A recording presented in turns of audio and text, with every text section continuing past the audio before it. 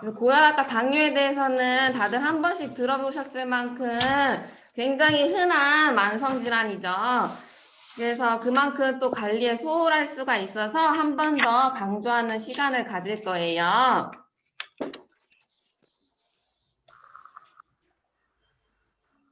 저희 먼저 고혈압과 당뇨가 어떤 건지, 고혈압과 당뇨가 어떤 건지, 그리고 원인과 증상이 무엇인지, 그리고 합병증이나 관리법 이런 거에 대해서 한번 알아볼게요. 저희 고혈압과 당뇨가 치매에 영향을 미치는 정확한 원인은 밝혀지지 않았는데, 그래도 많은 연구에서 치매 발병률을 높인다는 결과가 나왔어요.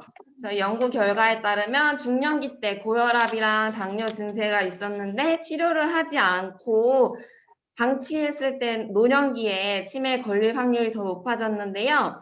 정상인에 비해서 고혈압의 경우 4.8배, 당뇨의 경우 알츠하이머 치매는 1.46배, 혈관성 치매는 2.14배 더 높은 것으로 나타났어요. 따라서 고혈압이랑 당뇨의 관리를 하는 게 치매 예방을 위해서라도 꼭 필요합니다. 저희 첫 번째로 고혈압에 대해서 알아볼 건데요. 저희 다음 페이지 보시면 고혈압 이렇게 써 있어요. 그쪽 보시고요.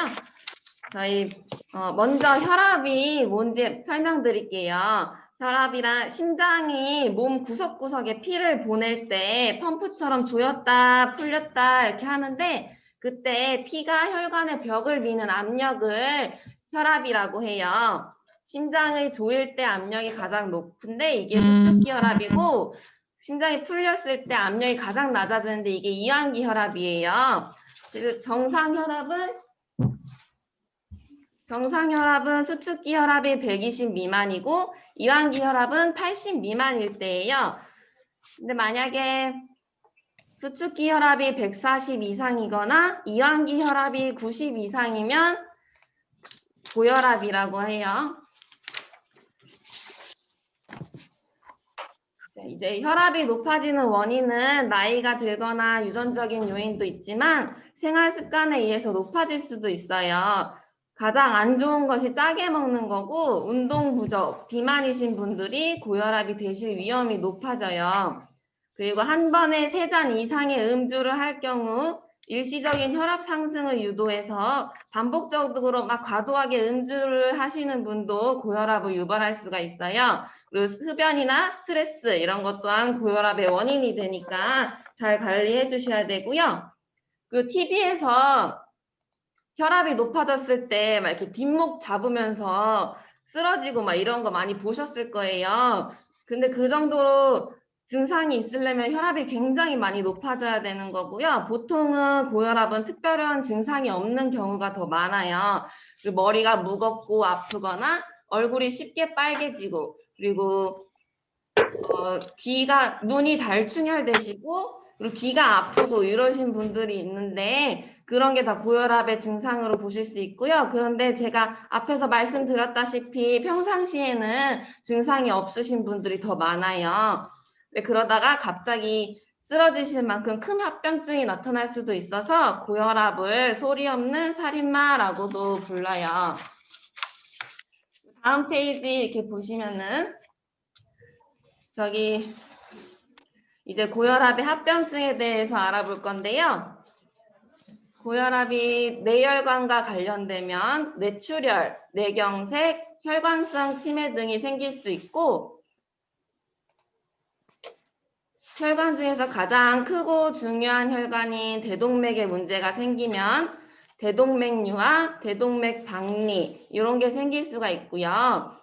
그리고 심장에 영향을 미치면 협심증, 심근경색, 심부전 등이 생길 수가 있어요. 그리고 콩팥이라고 불리는 신장도 심하면 신부정이나 신경화증 같은 질환이 생길 수 있어서 투석을 해야 될 수도 있고 그 밖에도 다양한 합병증이 생길 수가 있습니다. 이런 위험한 합병증을 가져오는 고혈압을 미리 예방하셔야겠죠. 그리고 이미 고혈압 진단을 받으셨더라도 관리만 잘 해주신다면 평상시에 정상 혈압을 유지할 수 있는데요. 예방 및 관리법이 어떤 게 있는지 한번 볼게요. 먼저 일주일에 3회 이상 30분 이상 운동을 해주시는 것이 좋고요. 힘든 운동이 아니더라도 약간 숨이 찰 정도의 운동으로 해주시면 돼요. 그리고 평소에 식사하실 때 소금 같은 거를 좀 적게 드셔야 되세요. 이게 소금을 많이 드시면 혈압 상승이랑 밀접한 관계 가지고 있어서 소금을 저염 식단으로 실천하시면은 고혈압 전 단계는 물론이고 고혈압 환자의 혈압을 낮추는 데도 도움이 많이 돼요. 그리고 하루에 식이섬유도 많이 섭취해 주시면은 혈압을 낮추는데 도움이 많이 됩니다. 만약에 고혈압 진단을 받으신 분들은 약을 처방받아서 복용하실 텐데 이때 가장 중요한 거는 꾸준히 복용하시는 거세요. 만약에 혈압이 정상으로 돌아왔다고 임의로 약을 중단하거나 복용량을 줄이거나 하시면은 절대 안 되시고요. 그러다가 갑자기 혈압이 다시 높아질 수도 있고 하면 더 위험하기 때문에 만약에 정상 혈압이 꾸준히 유지되는 것 같다 하시는 분들은 전문의랑 상담을 통해서 약 조절을 하셔야 돼요. 그리고 평소 과음을 즐기시는 분들도 음주량을 줄이게 되면은 혈압이 많이 떨어진다고 나와 있어요. 그래서 음주도 많이 줄이시는 게 좋고 금연도 하시는 게 좋습니다. 여태까지 고혈압에 대해서 알아봤고요. 이번에는 당뇨병에 대해서 알아볼 거예요. 저희 다음 페이지 이렇게 넘어가시면 당뇨에 대해서 나와 있고요. 당뇨병에 대해서 얘기해드리기 전에 먼저 인슐린이라는 호르몬에 대해서 말씀드릴게요. 인슐린에 대해서 간단하게 설명을 해드리면 인슐린은 혈액 속의 포도당의 양을 일정하게 유지시키는 호르몬이에요. 그래서 이때 인슐린이 부족하거나 제 기능을 하지 못하면 혈액 속에 포도당이 이렇게 쌓이게 되겠죠. 그때 생기는 대사질환이 이제 당뇨병이에요. 그래서 혈중의 포도당 농도가 높아지는 고혈당으로 인해서 여러 부작용과 합병증이 나타나게 되는데요. 이렇게 표를 여기 보시면 공복 시 혈당이랑 식후 2시간 혈당에 따른 정상과 당뇨 이렇게 기준이 있어요. 그래서 공복일 때 130 이상, 식후 2시간일 때 200 이상이면은 이제 당뇨병이라고 보시고요.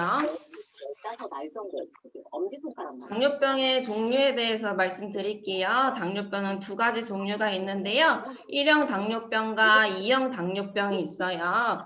1형 당뇨병은 인슐린 생산이 부족해서 생기는 당뇨병이고요. 주로 선천성으로 소아나 젊은 성인에서 발병하고 이분들은 인슐린 주사를 주기적으로 맞아주셔야 돼요. 그리고 2형 당뇨병은 가장 흔한 당뇨병이고 2형 당뇨병은 이제 인슐린 분비는 되는데 제 기능을 하지 못하는 거예요.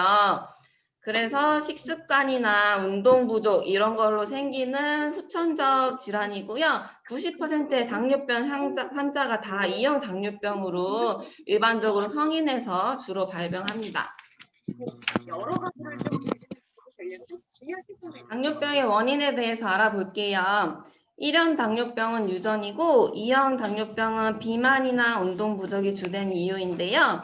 대체적으로 고혈압과 비슷하지만 임신성 당뇨병이 있기 때문에 임신도 원인에 추가가 됐어요. 그리고 당뇨병의 가장 흔한 증상으로는 3다 증상이라는 게 있는데요. 혈당이 자꾸 올라가면 혈액 속에 쌓인 당분을 내보내려고 소변을 자주 봐요. 소변을 자주 보는 게 당뇨고요. 그리고 소변으로 수분이 자꾸 빠져나가니까 몸이 계속 말라갖고 물을 많이 마시게 돼요. 그게 다갈 증상이고요. 그리고 몸에서 필요로 하는 포도당을 써지도 못하고 다 소변으로 나가니까 기운이 없고 계속 배가 고파서 많이 먹게 되는데 이게 다식 증상이에요. 그리고 이제 영양분을 제대로 사용을 못하니까 몸이 피곤하고 혈당이 높은 상태가 계속되면 염증이 잘 생기고 잘 낫지도 않아요. 이런 당뇨병의 증상들이 있고요. 근데 그렇다고 모든 당뇨병 환자들이 이런 증상을 다 겪는 것은 아니고 고혈압처럼 증상이 없을 수도 있어요. 당뇨병의 합병증에 대해서 알아볼 건데요. 이건 그림으로 한번 볼게요. 저희 당뇨병 환자의 70%가 손발이나 말초 부위에 감각이 둔한 느낌이나 저리는 증상을 호소할 만큼 신경병증이라는 게 굉장히 흔한 합병증이고요. 장시간 당뇨병을 앓았을 경우에는 눈 망막에 장애가 생겨서 시력저하, 야맹증 등이 생기는데 심한 경우는 실명까지 하실 수 있어요. 그리고 발의 감각이 이렇게 무뎌지면서 발에 상처가 나도 모르고 방치하게 되는데 그러다 보면은 발 궤양이 생길 수도 있고 발 궤양이 생겼을 때도 그대로 방치하셔서 더 심해지실 경우에는 절단까지 하셔야 될 수도 있어서 평소에 손발이나 이런 끝 부분에 생긴 상처 같은 거를 무시하시면 안 되고 잘 관리해 주셔야 돼요. 그리고 또 소변이나 이런 게 계속 나가고 하다 보면은 신장에 무리가 가서 신장 질환이 많이 생겨요. 그래서 신장 질환이 많이 생기고 심하면은 투석까지 해야 되실 수도 있어요. 이 밖에도 뇌경색, 협심증, 심근경색 등 위험한 합병증을 동반하실 수 있어요. 그리고 이제 혈당 관련해서 위험한 상태 중에 저혈당증이라는 게 있는데 저혈당증에 대해서도 간단하게 설명드릴게요. 저희 아까 보셨던 것처럼 공복 혈당이 70 이하로 떨어진 상태를 저혈당증이라고 하는데 요거는 이제 당뇨약이나 뭐 인슐린 주사를 놨을 때 그게 너무 활발하게 기능이 이루어져서 부작용으로 나타나거나 아니면은 식사를 제대로 못했을 때 이렇게 많이 나타나요. 저혈당증의 증상으로는 뭐 심장 박동이 평소랑 다르게 불편하게 좀 느껴지는 심기항진이랄지 아니면 어지러움 아니면은 손발이 떨린다든지 이런 증상이 나타나고 근데 만약 두통이 있거나 손발 감각이 없어지거나 뭐 경련이 오거나 혼수 상태가 오거나 이러면은 굉장히 위험한 단계예요. 저혈당증이 왔을 때 응급처치를 어떻게 할 수 있는지 한번 볼게요. 이때 빠르게 응급처치해 주는 게 굉장히 중요한데 간단한 방법으로도 위기를 넘기실 수가 있어요. 바로 포도당을 바로 흡수를 해주는 건데 근처에 사탕이나 과일 주스, 당분이 든 음료수를 먹는 건데 저혈당 증상을 보이는 환자분이 보이면은 사탕이나 당분이 든 음료수 같은 거를 먹이시면 되세요. 근데 만약에 당분을 섭취하고도 15분이 지나도 증상이 나아지지 않고 하면은 바로 응급실로 후송하셔야 돼요.